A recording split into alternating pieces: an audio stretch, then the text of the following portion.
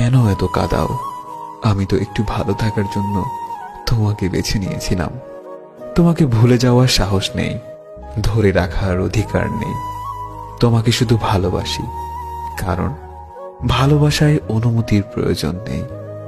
হাজার কষ্টের মাঝেও যদি কেউ তার ভালোবাসার মানুষকে মনে রাখতে পারে, তাহলে সে মানুষটি তাকে সত্যিকার অর্থে ভালোবাসে, তাকে কখনো ভুলতে পারে না। নিজেকে প্রমাণ করার জন্য সবসময় চিৎকার করার প্রয়োজন হয় না, কখনো কখনো চুপ থেকেও প্রমাণ করা যায়। ছেড়ে দিলে যদি সে ভালো থাকে, তবে তাকে ছেড়ে দাও, কারণ ভালো রাখার নামই ভালোবাসা। যখন একা থাকার অভ্যাস হয়ে যায়, ঠিক তখনই সৃষ্টিকর্তা কিছু মানুষের সন্ধান দেন। যখন তাদেরকে নিয়ে ভালো থাকার অভ্যাস হয়ে যায়, ঠিক তখনই আবার একা হয়ে যেতে হয়। প্রিয়জন তো তারাই যারা মৃত্যুর পর কবরের পাশে গিয়ে একটু সময় দিবে। কষ্টগুলো যদি বৃষ্টি হয়ে ঝরে যেত, তবে জীবনটা বৃষ্টি শেষে মেঘহীন ওই নীল আকাশটার মতোই সুন্দর হতো। চিন্তা কখনো কষ্ট ছিনিয়ে নিতে পারে না, বরং আজকের আনন্দ ছিনিয়ে নেয়। অজুহাতের কি দরকার ছিল? বলে দিলেই পারতে, পূর্ণ হয়ে গেছি।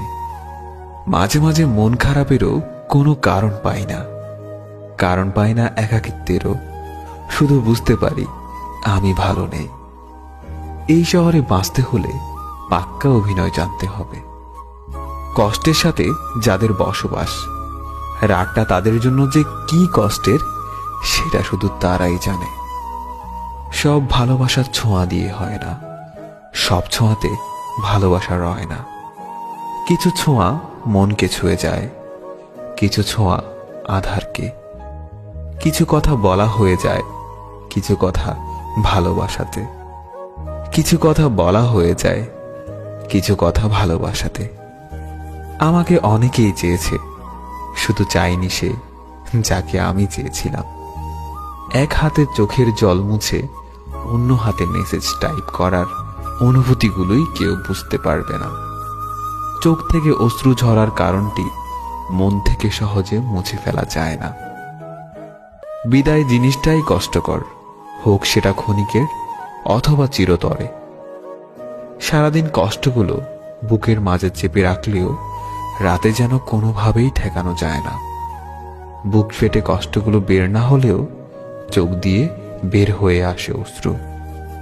জীবনে এমন একটা মানুষ চাই, যাকে আমি চোখ বন্ধ করে বিশ্বাস করতে পারবো।